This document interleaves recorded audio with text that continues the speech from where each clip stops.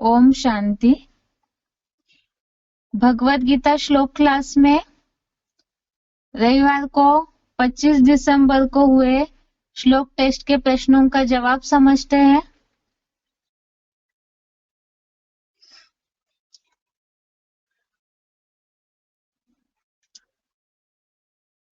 Group A का question है, इसमें निम्नलिखित प्रश्नों के उत्तर 1-2 शब्दों में बताएं।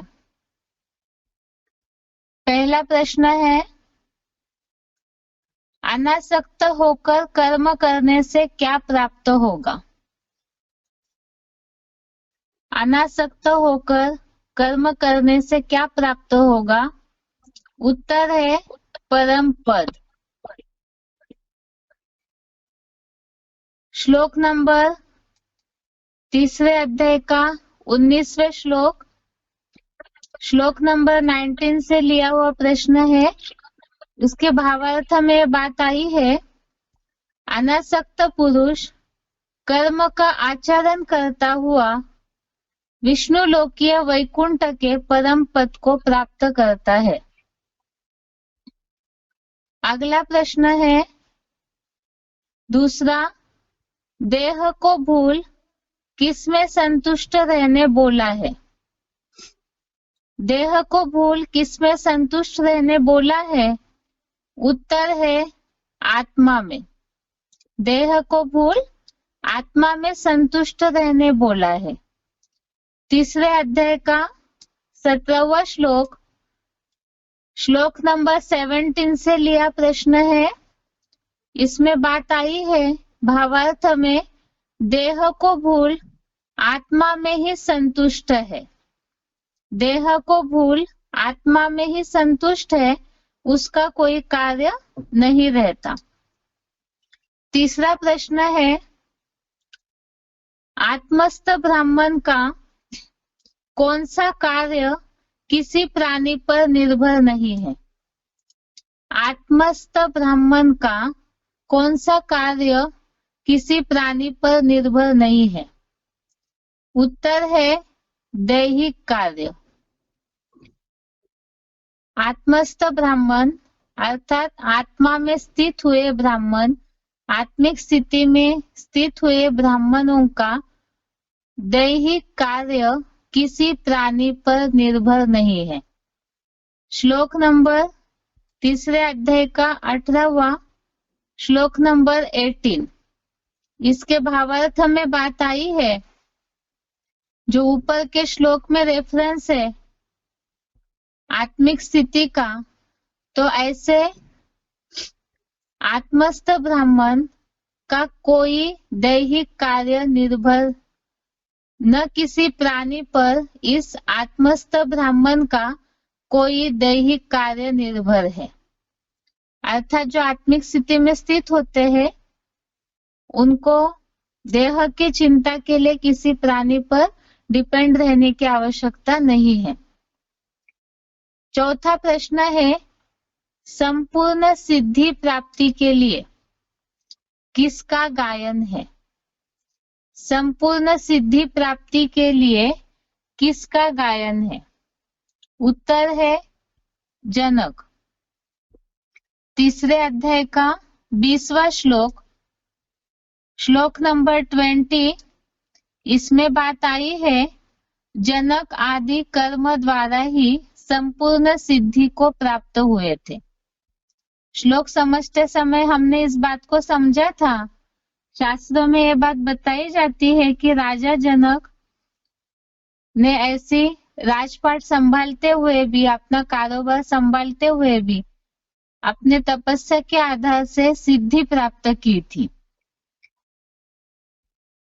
तो संपूर्ण सिद्धि प्राप्ति के लिए जनक का गायन है। 5वां प्रश्न है, श्लोक में उल्लेखित जनक किसके पिता है? श्लोक में उल्लेखित जनक किसके पिता है? 3 अध्याय का ही 20वां श्लोक नंबर 20। इसमें क्लैरिफिकेशन वाला जो अर्थ है, इसमें बात आई है, वैदेही के जन्मदाता जगत पिता जनक। अर्थात जनक जो है इन्हें ही ज्ञान के हिसाब से वही जगत पिता की आत्मा है और वही वैदेही अर्थात शास्त्रों में सीता को ही वैदेही बोला हुआ है, तो वैदेही के जन्मदाता है जनक।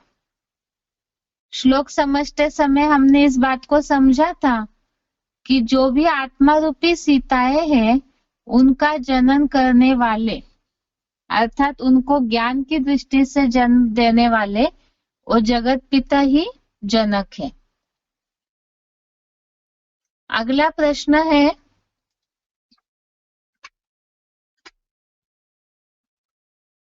अनासक्त होकर कौन सा कर्म करना है। छठवां प्रश्न है, अनासक्त होकर कौन सा कर्म करना है। उत्तर है विश्व नवनिर्माण का या यज्ञ सेवा का। दोनों भी उत्तर है इसमें। हो सकता है उत्तर देते समय अलग अलग उत्तर दिए होंगे किसी किसी ने, इसीलिए विश्व नवनिर्माण का या तो यज्ञ सेवा का। यज्ञ सेवा में ही विश्व नवनिर्माण का कार्य भी समाया हुआ है, तो अनासक्त होकर विश्व नवनिर्माण का या यज्ञ सेवा का कर्म करना है। ये प्रश्न लिया था तीसरे अध्याय का 19वां श्लोक, श्लोक नंबर 19। इसमें बात आई है, इस कारण से अनासक्त हुआ निरंतर करने योग्य विश्व नवनिर्माण के लिए यज्ञ सेवा के श्रेष्ठ कर्म का तू आचरण कर। आत्मिक स्थिति के कारण, जिन्हें आत्मिक स्थिति का महत्व समझा है, आत्मा में ही जो तृप्त है, उस कारण से देह से, दैहिक कार्यों से अनासक्त हुआ, देह भान से अनासक्त होकर के निरंतर करने योग्य विश्व नवनिर्माण के लिए यज्ञ सेवा के श्रेष्ठ कर्म का तो आचरण कर। 7वां प्रश्न है, शास्त्रों के हिसाब से देवताओं के समय को क्या नाम दिया है। शास्त्रों के हिसाब से देवताओं के समय को क्या नाम दिया है। ये बेसिक कोर्स से रिलेटेड प्रश्न है, बेसिक कोर्स से संबंधित प्रश्न है। शास्त्रों के हिसाब से देवताओं के समय को नाम दिया है दिव्य वर्ष। देवताओं के समय का नाम है दिव्य वर्ष। 8वां प्रश्न है, कौन से पुराण में कलयुग की आयु का उल्लेख है। कौन से पुराण में कलयुग की आयु का उल्लेख है। ये भी बेसिक कोर्स से संबंधित प्रश्न है। कलयुग की आयु का उल्लेख आया है हरिवंश पुराण। कलयुग की आयु का उल्लेख आया है हरिवंश पुराण में। 9वां प्रश्न है, शास्त्रों के हिसाब से कलयुग की आयु कितनी बताई जाती है। शास्त्रों के हिसाब से कलयुग की आयु कितनी बताई जाती है। इसका उत्तर है 40,000 वर्ष। एक भी बेसिक कोर्स से संबंधित प्रश्न है।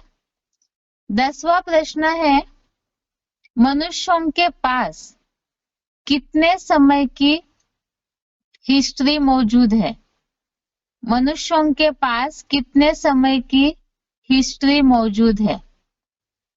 उत्तर है 2,500 वर्ष की। कोर्स समझते समय हमने देखा था, इसमें मनुष्यों के पास 2,500 वर्ष की हिस्ट्री, जैसे खुदाइया वगैरह की जो बात बताई जाती है हिस्ट्री में, और लगभग इसी कार्यकाल की, इसी समय की बात बताते हैं, तो ये 2,500 वर्ष। 11वां प्रश्न है, भगवान त्रिकालदर्शी होने का कारण क्या है। भगवान त्रिकालदर्शी होने का कारण क्या है। उत्तर है अजन्मा अगर्भा है।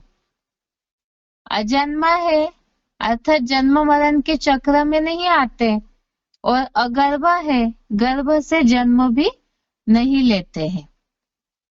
तो इसीलिए ही भगवान त्रिकालदर्शी है।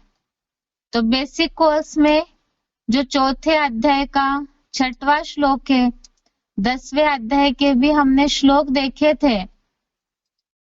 10वें अध्याय का 3रा और 10वें अध्याय का 12वां श्लोक, अध्याय 4 श्लोक नंबर 6 और अध्याय 10 श्लोक नंबर 3 श्लोक नंबर 12, ये तीनों श्लोकों में भी अजन्मा, अगर्भा, इससे रिलेटेड शब्द आए हुए हैं। इस कारण भगवान त्रिकालदर्शी है। अगला प्रश्न है 12वां, भगवान कर्मों में नहीं बनता, इसका कारण। भगवान कर्मों में नहीं बंधता, कारण है इसका अनासक्त है। भगवान प्रवेश करके कार्य करते हैं, लेकिन वो कोई भी कर्मों के बंधन में नहीं आते। उदासीन के समान अनासक्त होकर के वो कर्म करते हैं। भगवान कर्मों में न बनने का कारण, एक इसमें तो जवाब यही है कि अनासक्त होने के कारण। बाकी 9वें अध्याय का 9वां श्लोक और चौथे अध्याय का 14वां श्लोक, अध्याय 9 श्लोक नंबर 9, इसमें बात आई थी उदासीन समान रहने वाले को उन कर्मों में अनासक्त हूं। एक तो अभोक्ता है और साथ में ही देहभान रहित होने के कारण अनासक्त है। चौथे अध्याय का 14वां श्लोक, अध्याय 4 का श्लोक नंबर 14, इसमें भी ये बात आई है कि कर्मों का बंधन नहीं है और ना ही उन्हें कर्म फल की इच्छा है। कर्म फल की इच्छा नहीं है, अर्थात ही अनासक्त है। अगला प्रश्न है, मनुष्य देवता कब बनता है? 13वां प्रश्न है, मनुष्य देवता कब बनता है? उत्तर है सत्व गुण बढ़ने पर। सत्व गुण बढ़ने पर।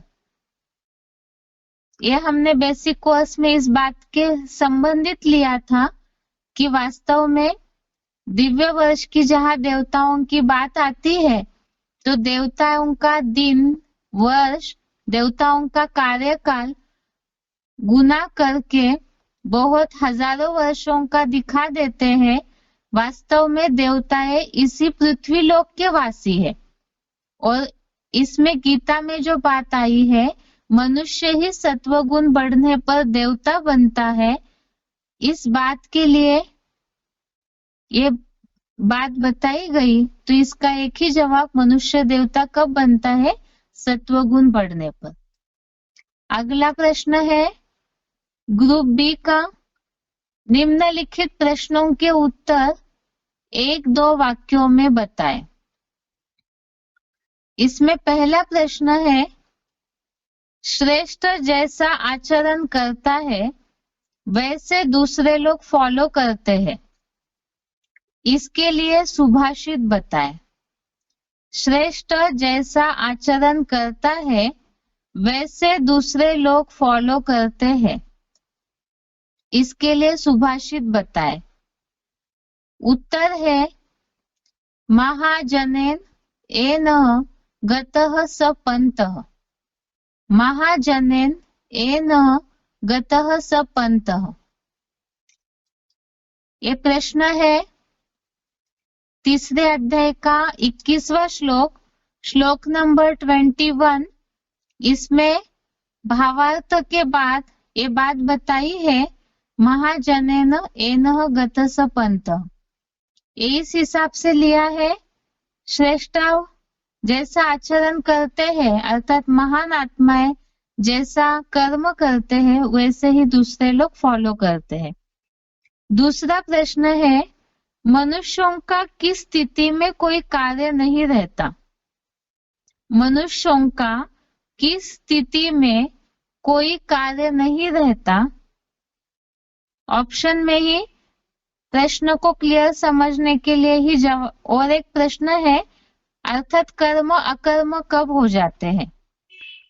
मनुष्यों का किस स्थिति में कोई कार्य नहीं रहता, अर्थात कर्म अकर्म हो जाते हैं, वो स्थिति कौन सी है?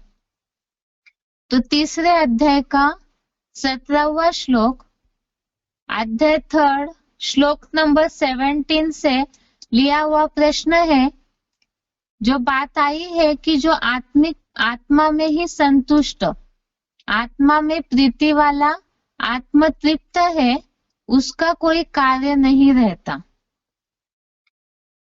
मनुष्य आत्मिक स्थिति में जब स्थित हो जाते हैं पूरी तरह से, देह को भूल जाते हैं पूरी तरह से, तो आत्मा में प्रीति वाला, आत्म तृप्त और आत्मा में ही संतुष्ट, अर्थात देह है तो देह के पदार्थ, देह के संबंधी, इन सब चीजों में प्रीति चली जाती है, बुद्धि का अटैचमेंट चला जाता है, उनमें ही संतुष्ट रहते हैं। तो फिर कार्यों की आवश्यकता पड़ती है देहधारियों को संतुष्ट करने के लिए।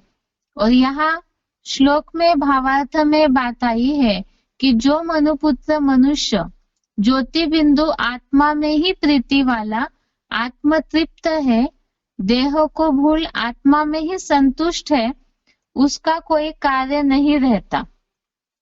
अर्थात ही जैसे आत्मिक स्थिति में सत्युगी देवताएं हैं तो उनका सारा कार्य प्रकृति ही करती है, तो वहां कर्म अकर्म हो जाते हैं। तीसरा प्रश्न है, विश्व नवनिर्माण के कार्य में किस बात को देखते हुए भी यज्ञ सेवा करना है? विश्व नवनिर्माण के कार्य में किस बात को देखते हुए भी यज्ञ सेवा करनी है? उत्तर है इसका, विश्व नवनिर्माण के कार्य में लोक संग्रह को भली भांति ध्यान में रखते हुए भी यज्ञ सेवा का कर्म करना है। तीसरे अध्याय का 20वां श्लोक, श्लोक नंबर 20, इस पे बात आई है, लोक संग्रह को भली भांति देखते हुए भी यज्ञ कर्म करने के लिए ही योग्य है। विश्व नवनिर्माण का जो कार्य है वही यज्ञ सेवा है, और उसे करते समय लोक संग्रह अर्थात लोगों का जो संगठन है उसको देखते हुए भी, भली भांति देखते हुए भी यज्ञ सेवा का ही कर्म करना है। इसमें हमने बात को समझा था कि वैरायटी परिवार की चलन देखते हुए भी यज्ञ कर्म छोड़ना नहीं चाहिए। अगला प्रश्न है चौथा, सारे परंपराओं का फाउंडेशन कौन डालते हैं? सारे परंपराओं का फाउंडेशन कौन डालते हैं?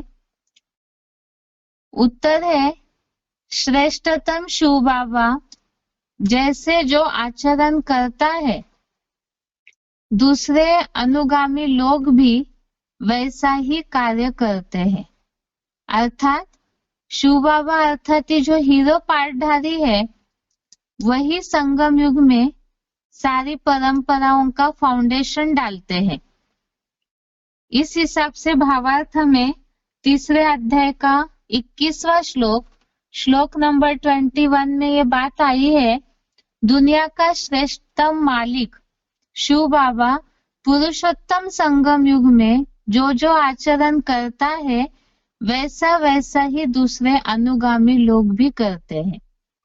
अर्थात हीरो पाठधारी या शिव बाबा ही जो साकार पाठधारी है वो संगम युग में, पुरुषोत्तम संगम युग में सारी परंपराओं का फाउंडेशन डालते हैं।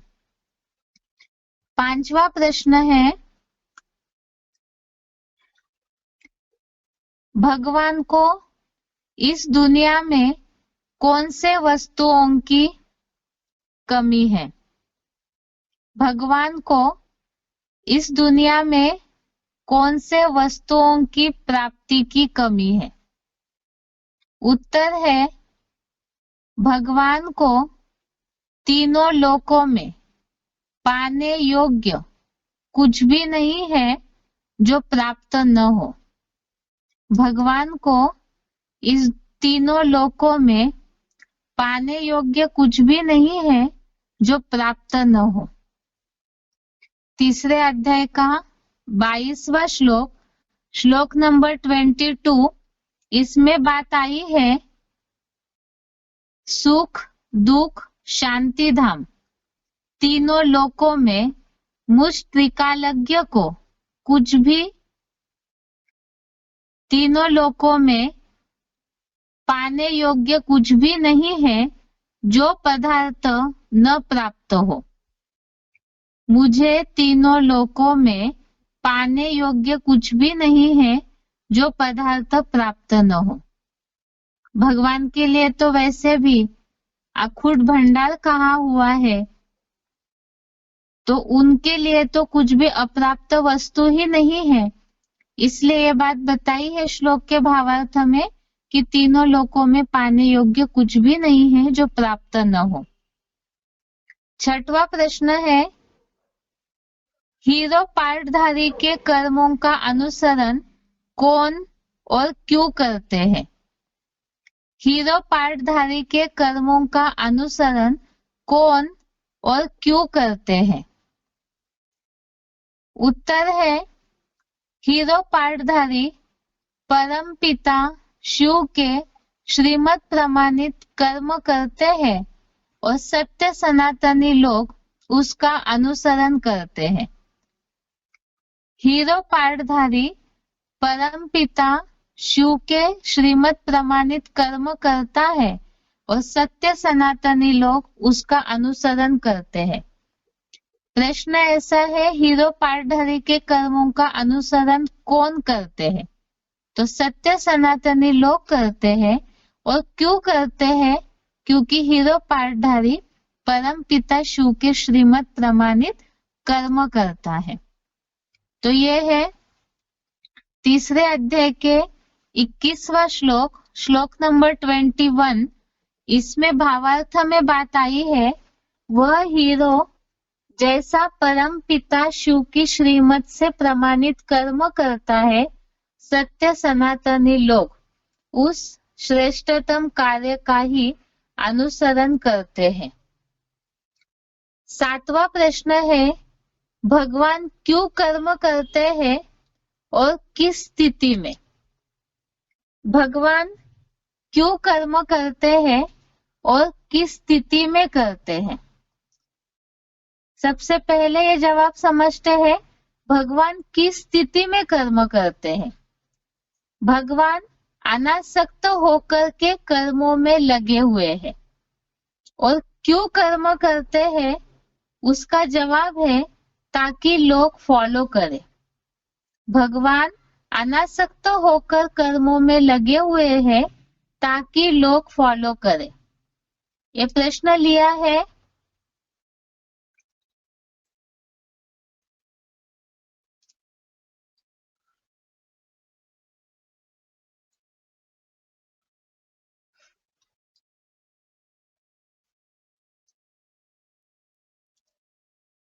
तीसरे अध्याय का 22वां श्लोक, श्लोक नंबर 22। इसमें बात आई है, जो अभी भावार्थ पढ़ा था कि मुझे तीनों लोकों में पाने योग्य कुछ भी नहीं है, तो भी अनासक्त हो कर्मों में लगा हूं ताकि लोग फॉलो करें। तो भगवान कर्म इसलिए करते हैं ताकि लोग फॉलो करें, और वो ऐसे कर्म करते अनासक्त होकर के ताकि वो एक सैंपल बन जाए।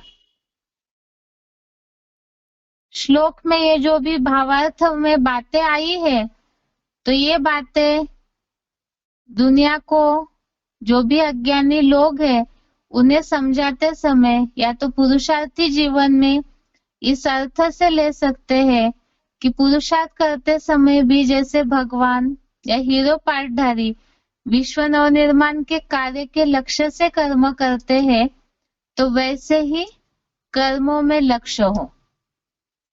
अगला प्रश्न है, निम्नलिखित प्रश्नों के संक्षेप में उत्तर बताएं। पहला प्रश्न है, सृष्टि की आयु लाखों वर्ष नहीं है, इसे सिद्ध करने वाले 2 या 3 प्रमाण बताएं। सृष्टि की आयु लाखों वर्ष नहीं है, इसे सिद्ध करने वाले 2 या 3 प्रमाण बताएं।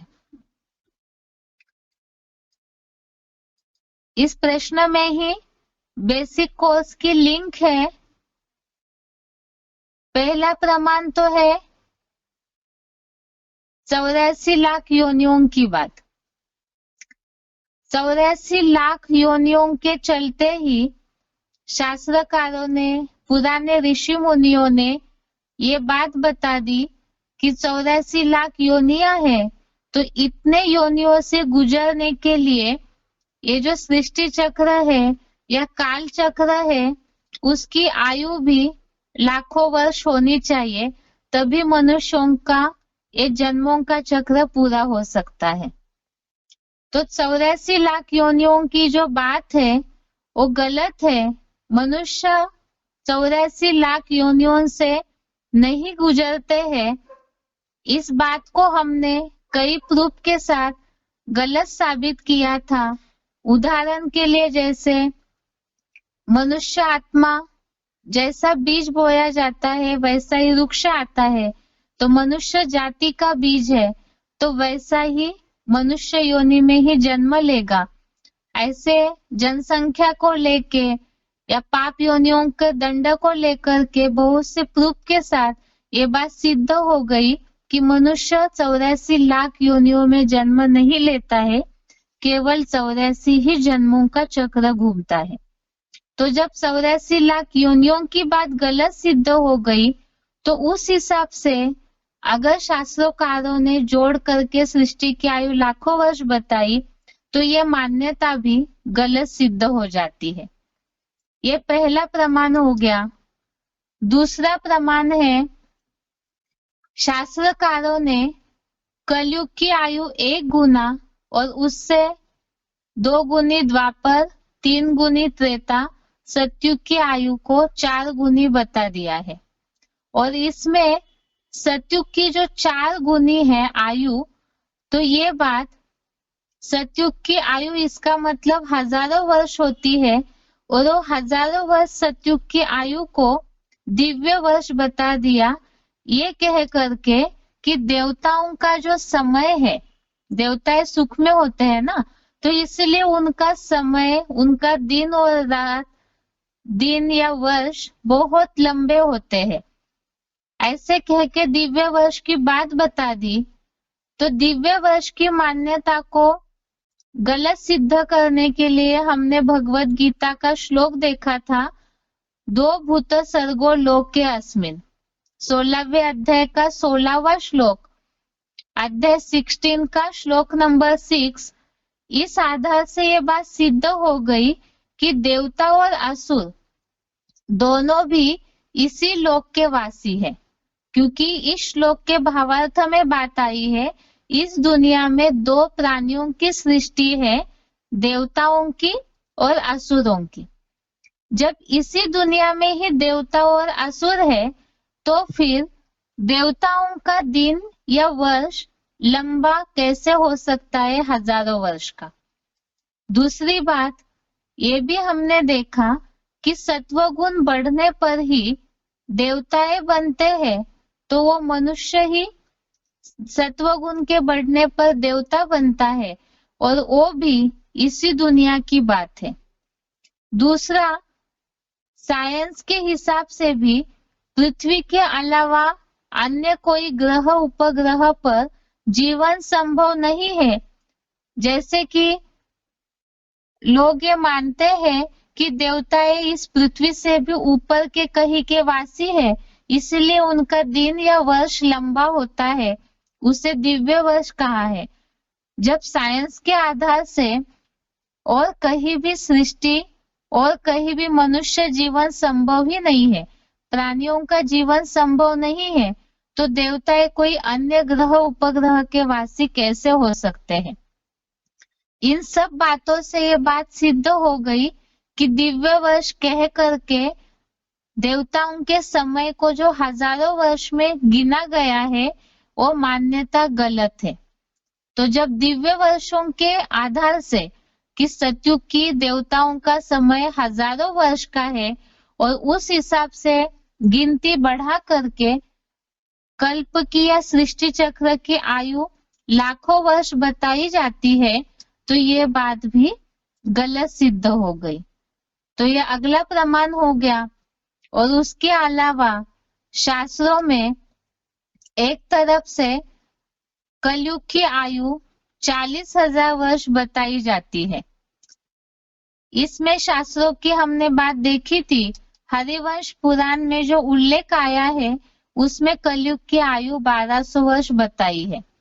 और दूसरी तरफ से कलयुग की आयु कोई ऋषि मुनि ये बताते हैं, कई कई शास्त्रकार, कि 40,000 वर्ष है। इसे भी हमने गलत सिद्ध किया, क्योंकि अभी के समय में मनुष्यों का हाल हम देख रहे हैं। खाने को नहीं मिलता, अकाल पड़ रहा है, कई बीमारियां लगी हुई है।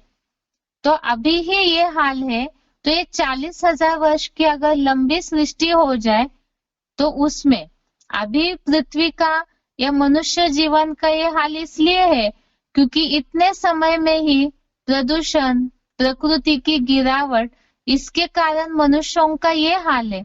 अब 40,000 वर्ष में मनुष्य कितने तमोप्रधान बन सकते हैं, इसकी कल्पना होनी चाहिए।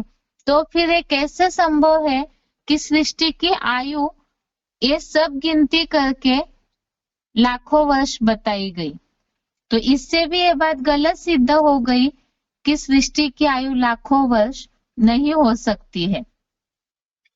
और दूसरी बात, अगली बात, मनुष्यों के पास केवल 2,500 वर्ष की ही हिस्ट्री है। अगर सृष्टि की आयु लाखों वर्ष है तो कुछ लंबे समय की हिस्ट्री मिलनी चाहिए थी, लेकिन ऐसे नहीं मिला है। इस हिसाब से भी सृष्टि की आयु लाखों वर्ष नहीं कही जा सकती है। साथ में ही जैसे 84 लाख योनियों का हिसाब शास्त्रकारों ने इसलिए बताया ताकि इतना लंबा अगर हिसाब बता दिया जाए तो कोई भी इसकी गिनती ही ना कर पाए, ना ही कोई हिसाब पूछे।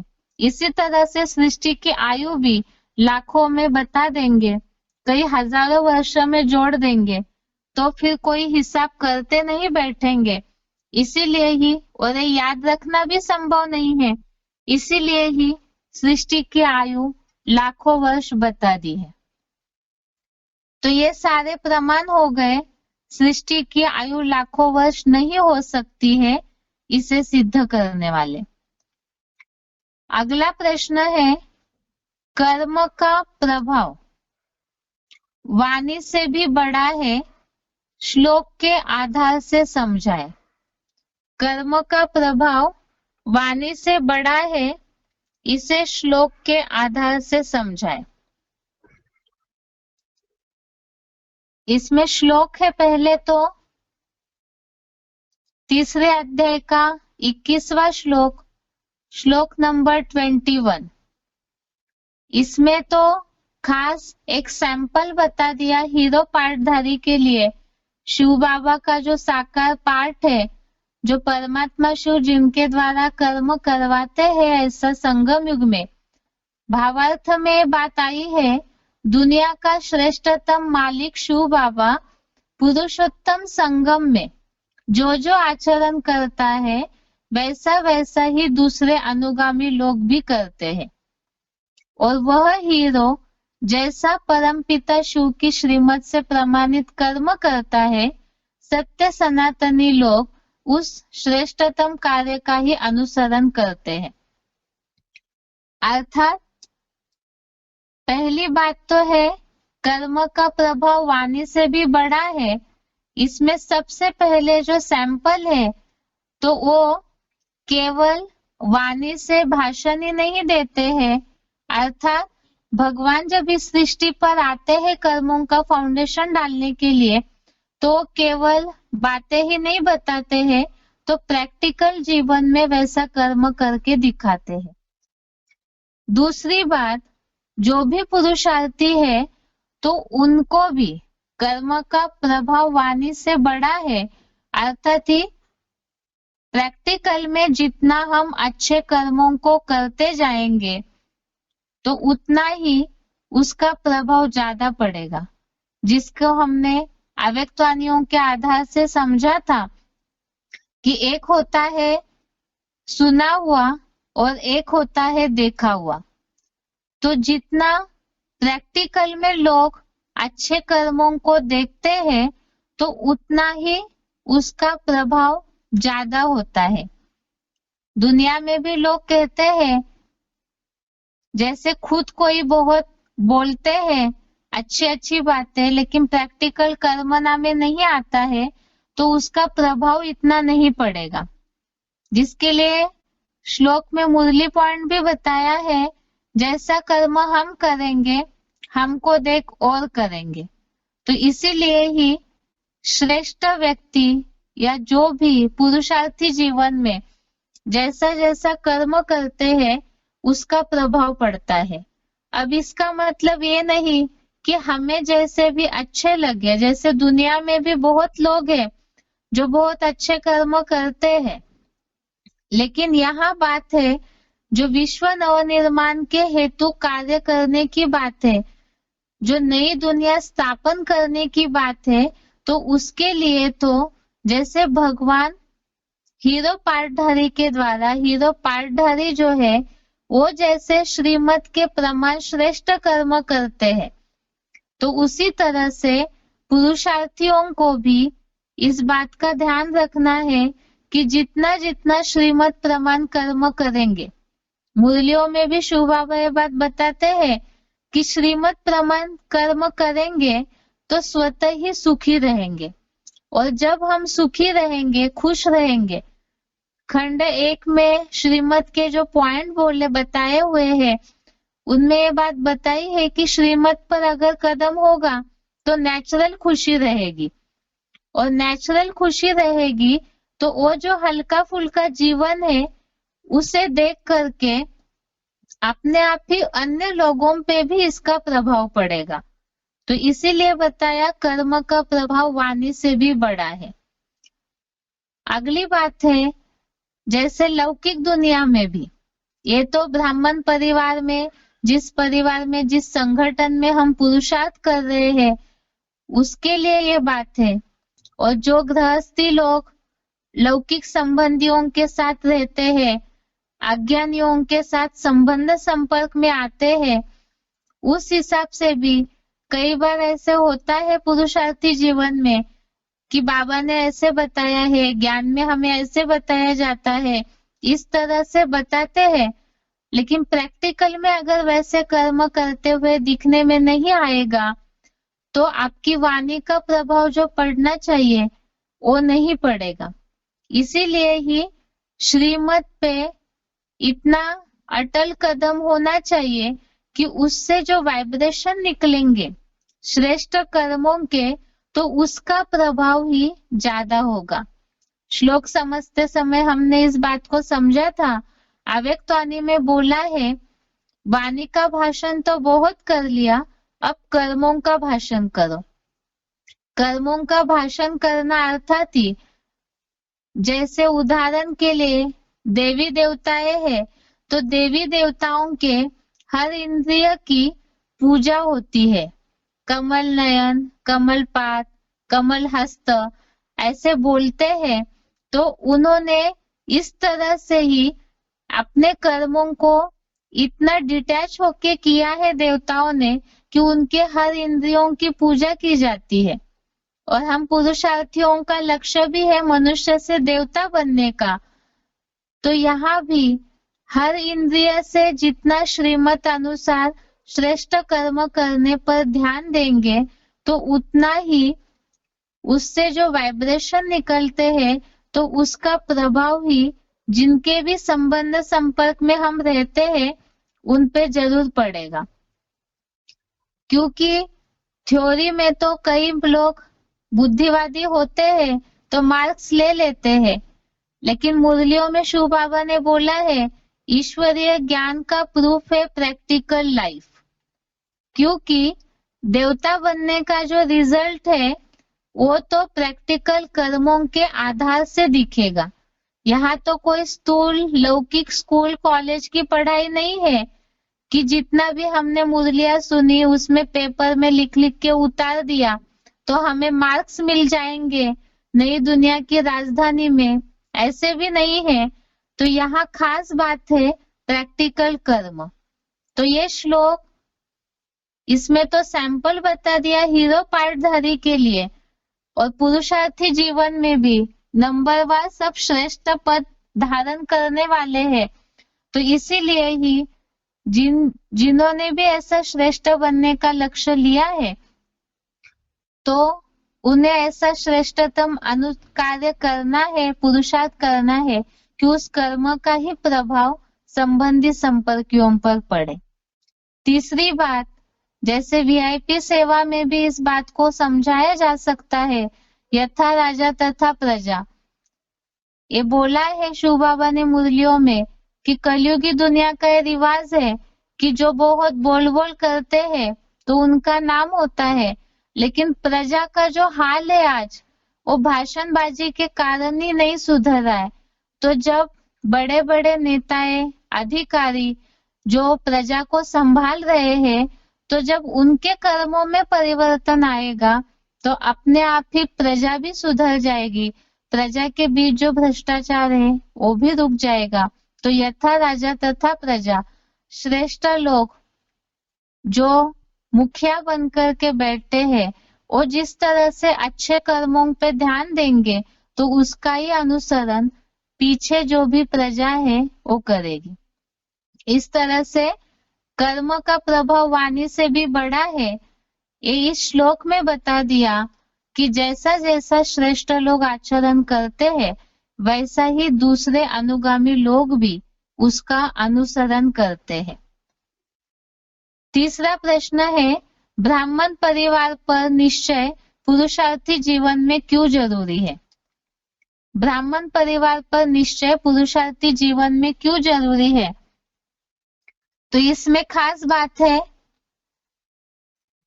ब्राह्मण परिवार की वैरायटी चलन होती है और वैरायटी चलन को देखते हुए बुद्धि कई बार हिल जाती है और उसी के कारण यज्ञ सेवा छोड़ देते हैं या तो ज्ञान सुनना, पुरुषार्थी जीवन का पुरुषार्थी छोड़ देते हैं। और भगवत गीता में इस बात को बताया है, लोक संग्रह को भली भांति देखते हुए भी यज्ञ कर्म करने के लिए ही योग्य है। तीसरे अध्याय का 20वां श्लोक, श्लोक नंबर 20, इसमें बात आई है कि लोक संग्रह अर्थात ज्ञानवान के लिए ये सारे श्लोक है कि ज्ञानवान को कैसे कर्म करने चाहिए। तो एक कर्म है कि विश्व नवनिर्माण करना, यही एक लक्ष्य जिन्होंने लिया है तो कर्मों में उन्हें अनासक्तपना होना चाहिए। और जब अनासक्त भाव है तो परिवार की वैरायटी चलन है, वैरायटी संस्कार है, उसको भली भांति देखते हुए भी, अच्छी तरह से देखते हुए भी, इसका मतलब क्या? तो थोड़ा सा साधारण जीवन का, जिस पुरुषार्थी जीवन में हम चल रहे उसका उदाहरण लेते हैं। कई बार जैसे ज्ञान की सेवा करते हैं, वाचा सेवा में कहीं ना कहीं जाते हैं तो उसमें भी कई बार ज्ञान सुनाने में भी आपस में टकराट होती है, या तो यज्ञ सेवा में कर्मणा सेवा करते हैं तो उसमें भी कई बार स्वभाव संस्कारों के मतभेद हो जाते हैं। ऐसे करना चाहिए ये सेवा, वैसे करनी चाहिए, इसमें वैरायटी संस्कारों के चलते टकराहट होती है और इस टकराहट के कारण ही यज्ञ सेवा का, विश्व नवनिर्माण का जो कर्म है, या तो उसे टेम्पररी छोड़ते हैं या तो परमानेंटली भी छोड़ने वाले हैं। अगर कमजोर पुरुषार्थी है तो परमानेंटली भी छोड़ देते हैं। तो इसीलिए भगवत गीता में खास ये बात बताई है, भगवत गीता में खास ये बात बताई, लोक संग्रह को अर्थात परिवार को, ब्राह्मण परिवार को भली भांति देखते हुए भी यज्ञ कर्म करने के लिए ही योग्य है। और इसमें खास बात सैंपल बताई। जनक जैसे संपूर्ण सिद्धि को प्राप्त हुए, अर्थात ही उन्होंने भी अपना राजपाट संभालते हुए गृहस्थी होने के बावजूद भी जीवन मुक्त अवस्था की सिद्धि प्राप्त की। तो ब्राह्मण परिवार ही हमारे लिए वसुधैव कुटुंबकम का फाउंडेशन है। और इस बड़े परिवार को देखते हुए भी परिवार की वैरायटी चलन को ही मनोरंजन का साधन समझ करके निश्चय बुद्धि होकर के ही यज्ञ सेवा करते रहना जरूरी है। इसके साथ साथ ही इस श्लोक को दुनिया में भी हम समझा सकते हैं। जैसे बहुत से दुनिया में लोग हैं जो वैरायटी, जो दुनिया में लोग हैं चीटिंग करते हैं, धोखा मिलता है, तो ये सबके चलते कई लोग अपने जीवन के साथी अनहोनी कर लेते हैं, ऊपर नीचे करते हैं। तो इसमें भी दुनिया वालों को इस बात को समझा सकते हैं कि भगवत गीता में ये बात बोली है कि लोक संग्रह को भली भांति देखते हुए भी, भगवत गीता में तो यज्ञ कर्म के लिए बोला है, बाकी दुनिया में जो गीताएं हैं उसमें तो कर्म करने के लिए ही योग्य है, इस तरह बताया जाता है। तो कैसे भी लोग संबंध संपर्क में आए तो भी कर्म नहीं छोड़ना चाहिए। और हमें तो पुरुषार्थी जीवन में इसीलिए ही ब्राह्मण परिवार पर निश्चय रखना जरूरी है। साथ में दूसरे अध्याय का श्लोक भी हमने देखा था, कर्मणे वाधिका रस्ते मा फलेषु कदाचन। इसमें जो सिलेक्टेड पॉइंट हमने समझा था, जिसमें शुभावा ने बोला था कि इस जन्म में तो केवल हमें कर्म ही करना है, फल की अपेक्षा इसलिए नहीं रखनी है क्योंकि उसका रिजल्ट जो है कर्म का वो पूर्व जन्मों से भी जुड़ा हुआ होता है। इसी के चलते कई बार बुद्धि हिलती है तो परिवार के प्रति ही अनिश्चय बुद्धि हो जाते हैं। इसीलिए ही स्वयं पर निश्चय, परिवार पर निश्चय, ये दोनों बातें भी जरूरी है। चौथा प्रश्न है, भगवान ही सृष्टि का राज बता सकते हैं, इसको गीता के आधार से सिद्ध करें। ये बेसिक कोर्स से रिलेटेड प्रश्न है। इसमें भगवान ही सृष्टि का राज बता सकते हैं, तो पहले तो लिंक ये है कि ऋषि मुनि साधु सन्यासी शास्त्रकार ये सृष्टि के लिए नेति नेति करते आए। क्यों नेति नेति किया? क्योंकि वो जन्म मरण के चक्र में आते हैं तो सब कुछ भूल जाते हैं। कर्मों में आसक्त होने के कारण, प्रकृति के 3 गुणों में बनने के कारण मनुष्य सब कुछ भूल जाता है। लेकिन भगवान इसलिए सृष्टि का राज बता सकते हैं क्योंकि भगवान अजन्मा है, अगर्भा है। पहला प्रूफ है कि भगवान जन्म मरण के चक्र में नहीं आते। अभी अभी हमने इसको देखा था, चौथे अध्याय का 6वां श्लोक, अध्याय 4 का श्लोक नंबर 6, इसमें बात आई है अजन्मा होते हुए भी। 10वें अध्याय का 3 और 12वां श्लोक, इसमें भी अजन्मा के लिए अजम इस तरह से शब्द आया हुआ है, अर्थात अजन्मा अगर्भा है। दूसरी बात है कि भगवान जन्म मरण के चक्र से न्यारा क्यों है? अजन्मा है भगवान तो जन्म मरण के चक्र से न्यारे क्यों है? क्योंकि वो प्रवेश करके कार्य करते हैं और ऐसा कार्य करने पर भी वो प्रकृति के 3 गुणों में नहीं बनते, अर्थात कर्मों में नहीं बनते, क्योंकि वो अनासक्त रहते हैं। अनासक्त होने के कारण ही परमात्मा जन्म मरण के चक्र से न्यारे है। और जन्म मरण के चक्र से न्यारे होने के कारण भूलने की बात ही नहीं आती, और जब भूलते नहीं है तो त्रिकालदर्शी है, जिसके लिए 7वें अध्याय का 26वां श्लोक, अध्याय 7 श्लोक नंबर 26 में ये बात आई है, संपूर्ण भूतकालीन, वर्तमान व भविष्यगत प्राणियों को जानता हूं। तो प्राणियों के आदि मध्य अंत को जानते हैं। और अगली बात है कि 10वें अध्याय का 20वां श्लोक और 32वां श्लोक, श्लोक नंबर 20 अध्याय 10, इसमें बात आई है अहम आदिश्च मध्यम च भूतानाम अंतः एव च, अर्थात तो आदि मध्य और अंतकर्ता मैं ही हूँ। तो प्राणियों का आदि मध्य अंतकर्ता मैं ही हूँ। और 10वें अध्याय का 32 नंबर श्लोक में भी यही बात बताई है कि सृष्टियों का आदि मध्य और अंत मैं ही हूँ।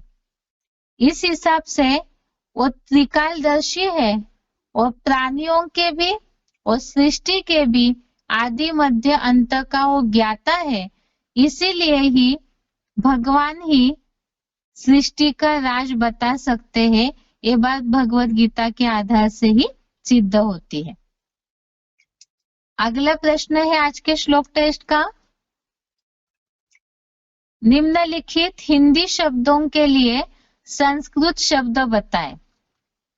इसमें पहला है उदासीनवत, उत्तर है उदासीन समान।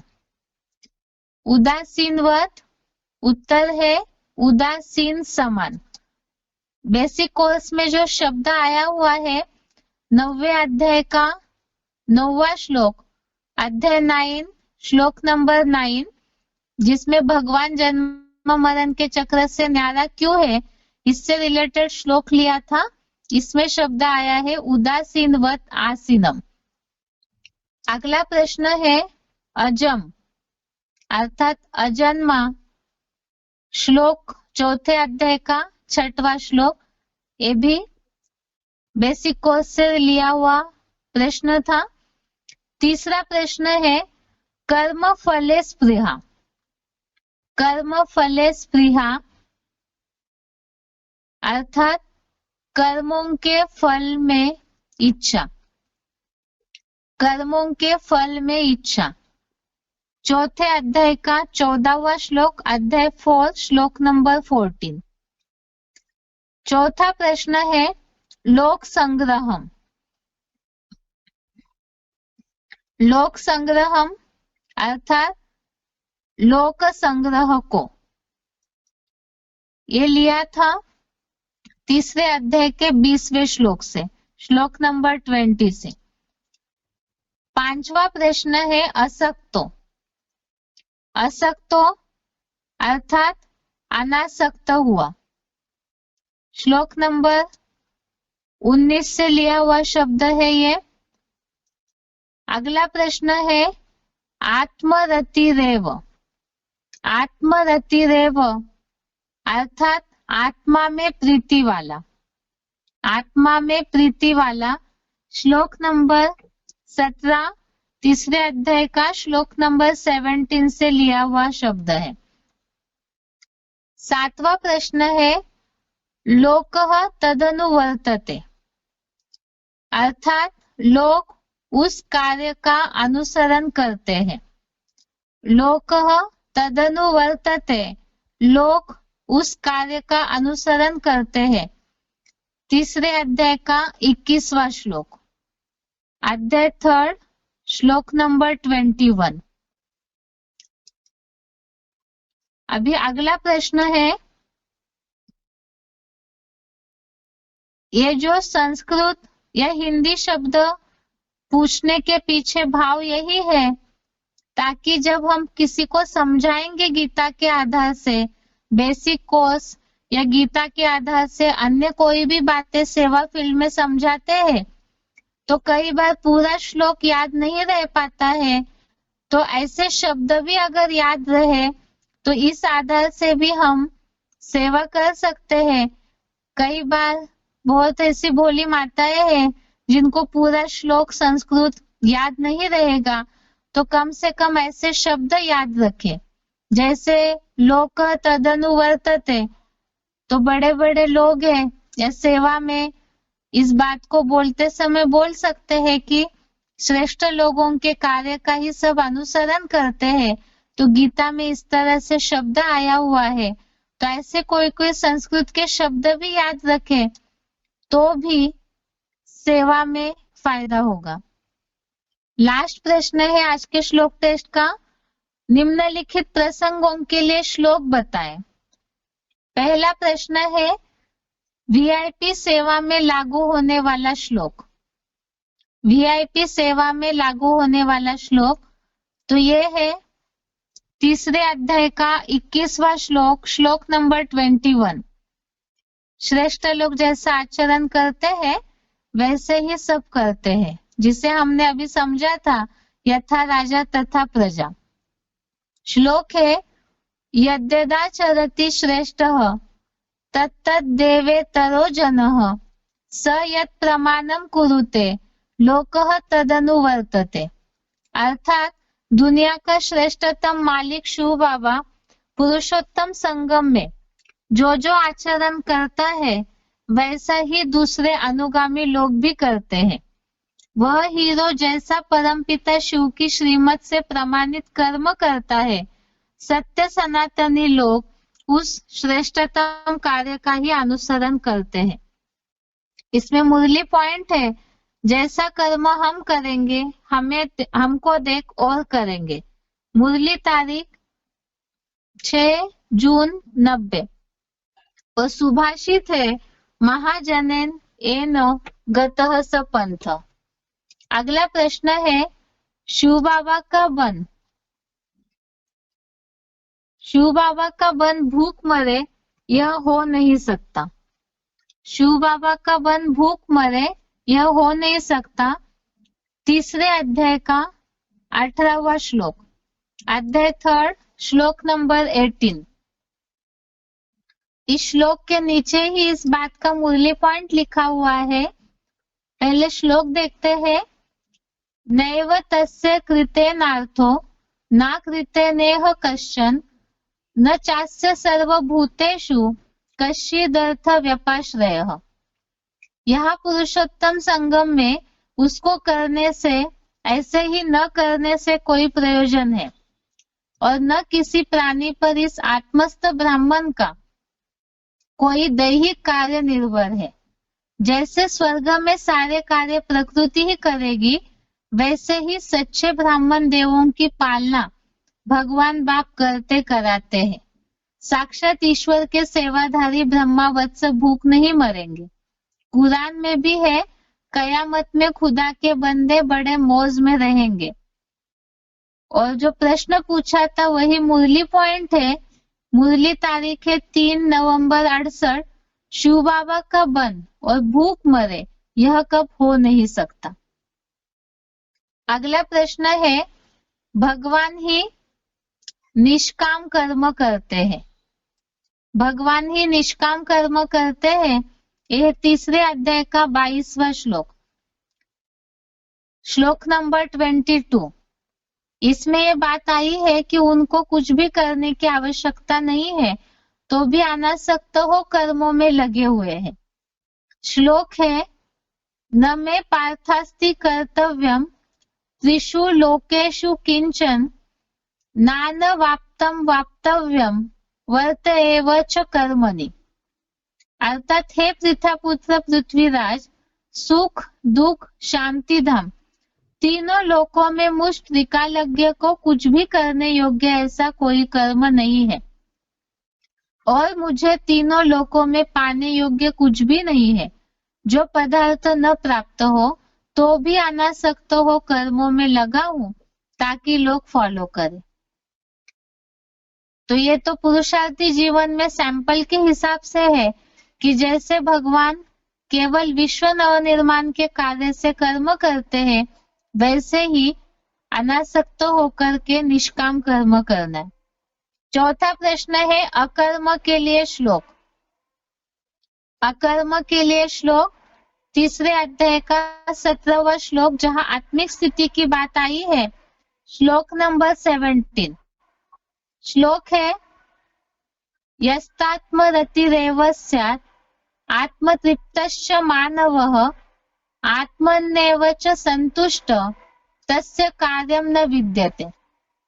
परंतु जो मनुपुत्र मनुष्य ज्योति बिंदु आत्मा में ही प्रीति वाला आत्मतृप्त है और देह को भूल आत्मा में ही संतुष्ट है, उसका कोई कार्य नहीं रहता। 5वां प्रश्न है, ब्राह्मणों से रूठकर पढ़ाई नहीं छोड़नी है। ब्राह्मणों से रूठकर पढ़ाई नहीं छोड़नी है। तीसरे अध्याय का 20वां श्लोक, श्लोक नंबर 20। इसमें जो बात आई है लोक संग्रह को भली भांति देखते हुए, इस हिसाब से ब्राह्मणों से रूठकर पढ़ाई नहीं छोड़नी है। श्लोक है, कर्मण्येव हि संसिद्धिं आस्थिताः जनकादयः लोक संग्रहमेवापि संपश्यन् कर्तुमर्हसि। क्योंकि वैदेही के जन्मदाता जगत पिता जनक आदि कर्म द्वारा ही संपूर्ण सिद्धि को पुरुषोत्तम संगम युग में ही प्राप्त हुए थे। विश्व नवनिर्माणार्थ लोक संग्रह को भली भांति देखते हुए भी महारुद्र आदिदेव सदाशिव भगवान का यज्ञ कर्म करने के लिए ही योग्य है। छठवा है, वैकुंठ परम पद की प्राप्ति। वैकुंठ परम पद की प्राप्ति। तीसरे अध्याय का 19वां श्लोक, श्लोक नंबर 19। तस्माद् सक्तः सततं कार्यं कर्म समाचर असक्तो याचरन् कर्म परमाप्नोति पुरुषः। इस कारण से अनासक्त हुआ निरंतर करने योग्य विश्व नवनिर्माण के लिए यज्ञ सेवा के श्रेष्ठ कर्म का तो आचरण कर, क्योंकि अनासक्त पुरुष अविनाशी रुद्र यज्ञार्थ सेवा कर्म का आचरण करता हुआ विष्णु लोकीय वैकुंठ के परम पद को प्राप्त करता है। ये रविवार के श्लोक टेस्ट के प्रश्नों के उत्तर हो गए। इसके साथ आज का भगवत गीता क्लास पूरा होता है। ओम शांति।